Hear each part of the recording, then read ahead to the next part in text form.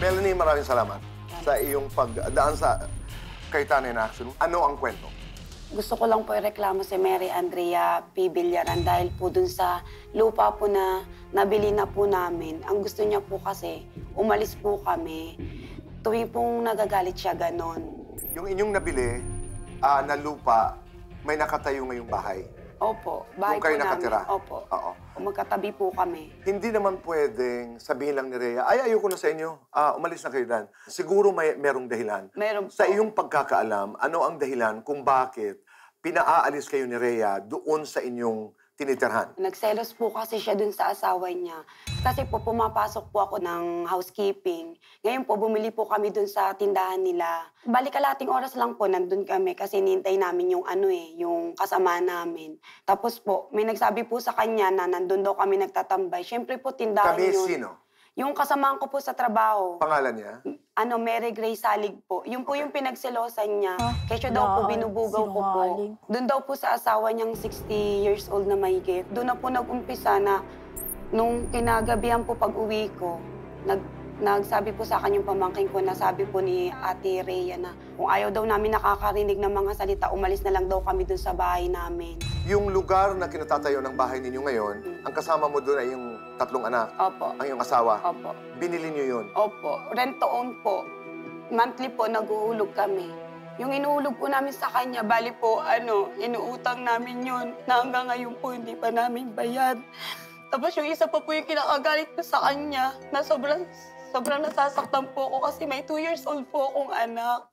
Nung nagtalo po kami, sinabi niya po na pinapakain ko daw po nakaw. Tapos yung pinampagamot ko nakaw. Hindi niya po alam, pinamutangan ko po yun. Hanggang ngayon po, hindi pa ako nakakabayad kasi Napakasinungaling mo. dahil nga po, dami-dami ko ng utang dahil po dun sa pagbabayad ko sa lupa, dun pa sa pagpapagamot ng anak ko kasi may asthma po yung anak ko. Sakitin po yun. Every 2 months po, nandun kami sa Alvarez po. Yung pinapakain ko, pinaghihirapan po namin. Halos para po makakain mga anak namin kahit hindi na kami, sa anak na lang namin eh. Sinungaling ka. Pero yung lupa na binili niyo kay kina Rhea ay bayad na. Opo, 60K po yun kasi 40 square meter. Pagka 1 square meter, 1.5 po. Pero ang pinanggagalingan ng galit ni Rhea ay dahil, sabi mo, Nagseselos po. nagseselos siya dahil ang sabi niya ay ibinubugaw mo ang iyong kaibigang si Mary Grace doon sa kanyang asawa. Niya, opo. Pero Bali, pangalawa na po yan eh. Yung una po kasi yung kapitbahay din namin doon, yung bek-bek. Kung tutusin po, kung ibubugaw ko sana po sa may pera na lang. Para po nagkakapera ako. Pero po nagtatrabaho ako para po magkapera kami. Kung pwede nga lang po sarili ko na ibugaw ko para makabayad ako sa lahat ng utang ko, di po ba? Bakit gagamit pa ako ng ibang tao? Pero sinasabi mo raw kasi na bek-bek, mangutang ka doon. Bek-bek, manghiram ka ng pera sa asawa ni Rhea. Hindi po. Yung asawa niya po, naawa daw kay Bekbek kasi daw po 3 po yung anak nun, isang grade 2, isang grade 1, at saka po 5 taon. Nagbibigay po talaga yun ng ulam. May tanong akong maselan. Ano po? Alam ni Rhea na nagbibigay ang kanyang asawa ng ulam kina Bekbek? Hindi ko po alam sa kanila. Hindi mo alam yun. Opo. Pangalawa, sa iyong personal na obserbasyon, hindi namang nagpapahiwatig o kaya, sorry to use the word, naglalande yung asawa ni Rhea doon sa kaibigan, kapitbahay nung si Bekbek. Wala naman po. Meron daw bahagi ng inyong bahay na binutasan? Opo. Ano ang kwento nun? Nung nagtalo po kami, bali po kinaumagaan po, pagbalik ko po, binutasan na tapos tuwing linggo po, lalo pag nandun ako, grabe po yung tubig, umaagos po dun sa amin. Doon po kami nagluluto nun kasi wala po kaming lutuan, kahoy lang po kasi kami. Umano po dun sa niluluto na ulam. Tapos, hindi po ba siya tumitigil yung PWD ko pong anak. Kasi pumupunta po sa nila kasi may computeran sila.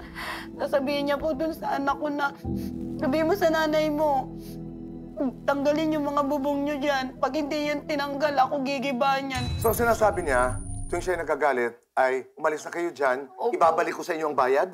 Wala po, nung nagtalo po kami, ang sabi niya sa akin, ni piso, wala daw kaming makukuha. Sinungaling. Sabi niya ganun. Napakasinungaling mo. At yung 60,000 ay bayad nyo ng buo. Opo, bayad po namin. Ano, Melanie, ngayon ang gusto mo? Wala namang ibang manilipatig. Gusto ko lang po na matigil na po yun. Kasi nai-stress na po ako. Hindi naman po ganito yung katawan ko eh. Nai-stress po ako kakaisip sa problema ko, kakaisip doon sa mga naririnig ko. Hindi na po ako nakakatulog paggabi. Pero bago ang lahat ng ito, magkaibigan kayo ni Rhea. Opo, naglalaba po kami sa kanila. Mabait naman po siya. Kaya lang ang problema po pag may nagkwento sa kanya yung parang nagagatungan ba. Maya-maya ay makakausap natin si Kuya Alan at Pia Hindi po. at si Rhea. Sana'y maayos nga ito. Thank you Salamat sa po. itiwala.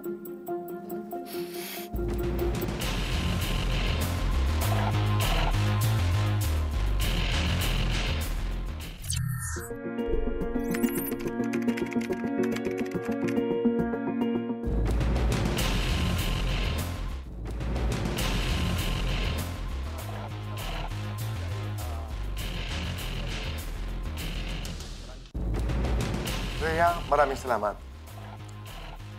Napakinggan mo ang kwento Apo. ni Melanie. Ano naman ang iyong bersyon?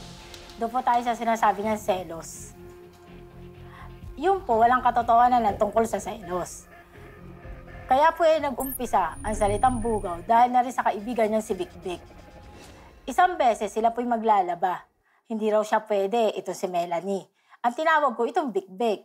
Noong nakikita niya na kumikilos na si Vic Vic sa loob ng bahay namin, naglalaba at naglilinis, nagpaparinig siya dun sa isa, buti pa may minamahal. Nandun ako mismo sa tindahan namin, pati yung kinakasama ko si Pedong nandun din. Ito naman si Pedong wala lang, palakad-lakad.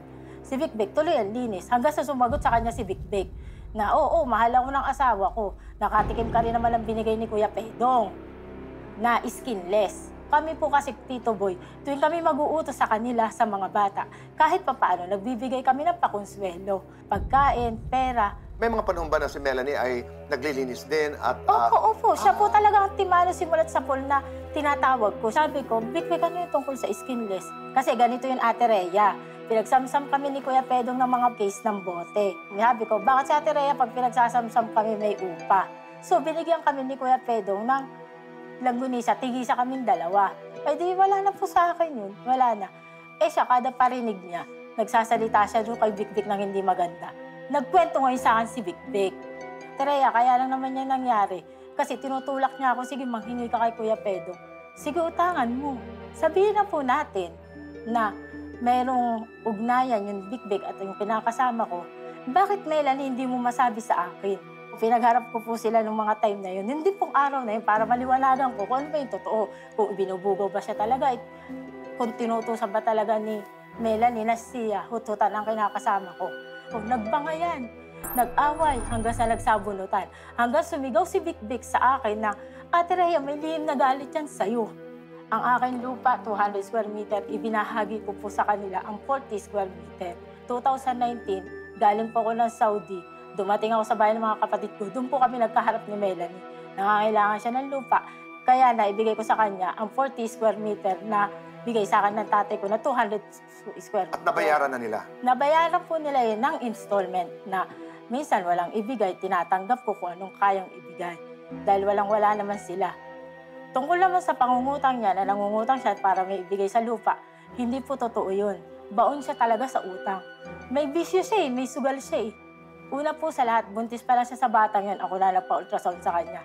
Walang magulang niyang yumayakap sa kanya sa laki ng problema niya. At tungkol po sa gamot ng anak niya, wala po lalabas sa bibig ko noon. Ako pa nga po nagbigay ng pang-antibiotic sa anak niya, ako pa mismo ang bumili. Hindi lang po sa kanya ko yung ginawa, ilang po doon sa lugar namin. Pero sinabi rin niya mabait ka raw dati. Siyempre po, yung ginawa ng aking kaliwa, hindi na kailangan malaman ng kanan. Pero ang sinasabi nga niya ay ang punot dulo nito ay yung selos nga. Ang akin po naman, nung gabi pong iyon, dumating ako. Maraming beses na po silang tumatambay roon, bumibili. Hindi ko pinapansin. Basta gabi, mainit lang ulo ko, naharap ko yung kinakasama ko. Alfredo, tunay na pangalan, Pedong. O ano, Alfredo, dito na naman nagtatatambay yan si Lani. Baka mabigyan mo na naman ng pansit, mabigyan mo na kahit anong pagkain, tapos sasabihin na naman gusto mo sila, nililigawan mo sila. Anong sabi ng iyong asawa? Oy, hindi. Utang iyan. Haya, nakalagay. Lahat ng utang nila, nakalista. Siguro, ang dating sa kanila, ako'y selos, hindi. Iniiwas ko po yung aking kinakasamang may edad na. May edad na eh. Hindi na dapat ma-involve sa ganun. So nung nagbangayan sila at nagsabunutan, maliban doon sa merong galit sa'yo si Melanie, ano yung lumabas sa kanilang pag-uusap? Si Vic Vic po, ang kapatid po nun ay si Ame. Si Ame, pinasok po ang loob ng tindahan namin. Kaya nag-away po si Ame at saka itong si Vic Vic na magkapatid, sinuwalat ngayon lahat ng mga pangyayaring nakawan. Ayan palang mga ayan, pag si Ame nakakanakaw sa amin ng gatas, ang sabi nitong Vic Vic, ipinamamahagi rin sa mga katabi. Ang aking kinukwento, base sa kanilang nalaman ko sa kanila. So, kung hindi selos ang pinanggagalingan nito, saan ang gagaling ang galit mo kay Melanie? Pinuporta ko po siya. Melanie, bakit sabi ni Vic Vic, binubuga mo raw siya kay kay Pedong? Abe, Ate Rhea, kung siya may isip, kahit pinubugaw ko, edi siya dapat may isip. Tapos kinuporta ko naman ito ngayong kinakasama ko. Kaya pala yan si Melanie, sabi sa akin, ano Kuya Pedong, bibigyan ka ba kita ng babae? Eh, sagot ko naman hindi. Si Rhea, magagalit. Ang palaya kasi ng kuno. Hindi yan totoo. Kinuporta ko rin po si Lani. Lani, bakit sinabi mo kay Pedong na bibigyan mo siya ng babae? Ayun po, tinanong ko po At ang siya. sabi ni Lani? Pero iyon po ay usap na sa maayos na paraan. Na parang nagtatanong lang ako, na hinihingi ko yung kanyang side. Nagmumura siya. Kaya ako, ibinabalik ko lang po sa kanya yung sinasabi niya. Nagmumura rin po ako. Nag-down niya sa akin sa lupa ng 10,000. Nagsabi yan ako, pwede na raw silang lumipat. Sige, magtayo na kayo. Yung pala, doon sa lugar na inalisan niya, napakarami niyang kaaway. Wala akong Halos kaaway. lahat dito rin sa lugar namin. Pero totoo ba ang binutasan mo ang pader? Totoo po yun. Dahil wala po talagang dadaanan ng tubig. Siya po mismo naglalaba. Alam niya yung kung paano taas So, ng tubig. hindi sinadya ito para masaktan sila? Talaga pong bubutasin. Wala pong dadaanan ng tubig. Sila po mismo, silang lahat na tao sa baba. Pag nagbuhos ang tubig, diretso pa po sa baba, sa kabahayan sa baba. Yung mga kabahayan sa baba, wala rin magawa dahil wala talaga tatapunan ng tubig. Ang niluluto daw nilang pagkain ay natatapunan ng tubig. Yung po'y pader ko. Siguro, ba't doon nagpwesto? Tumatapon pala ang tubig. Sabi ni Lani, hindi ko na kaya, na-stress na ako. Ayun po na lang pinakasolusyon doon. Ang siya'y lumayo sa amin. So paano mo sila mapapaalis? Kanila yung lupa. Isa uli ang pera po niya. Tayo'y magtatanong mamaya kay Ate Pia at Kuya Alan kung pwede ang ganun Opo. na nabayaran na ng buo, kung pwedeng isoli. Pero ikaw hindi ka bukas makipag-usap, hindi ka bukas makipagkaibigan muli. Ako'y willing rin makapag-ayos. Pero yung sa pwesto, wag na po. Ayoko po tumanda na may kagalit. Ayoko po no. Mauulit po yan. Kami po kinakasama ko, gabi na lang po ang aming pahinga. May time na yung mga iyan nag-iinom. Kung kailang nalasing ng hating gabi, magbubukas ng speaker at magkakaingay. Tama na. Paano kung dumating pa sa sakitan? Iwasan ko na lang po yung mga ganun. Kung yun po ang solusyon, na sila'y umalis na lamang. Kasi nung gabing kami nagtalo, sabi ko, pag ganyan ka ng ganyan, edi umalis ka na lang sa dami naman ng kaaway mo. Sabi, Hindi, totoo. bakit? May pera ka? May pera ka. Hindi ko Kaya sinabi sinagot ko yan. siya, wala akong pera, pero gagawin ko yan ng paraan para mabalik ang pera mo. Hindi naman pwedeng basta sila alis na wala akong ibinabalik para meron silang simulan. Narinig namin ang version mo. Mamaya ay harap tayo kay Ate Pia at Kuya Alan. At tingnan natin kung saan mapupunta itong pag-uusap na ito. Apo.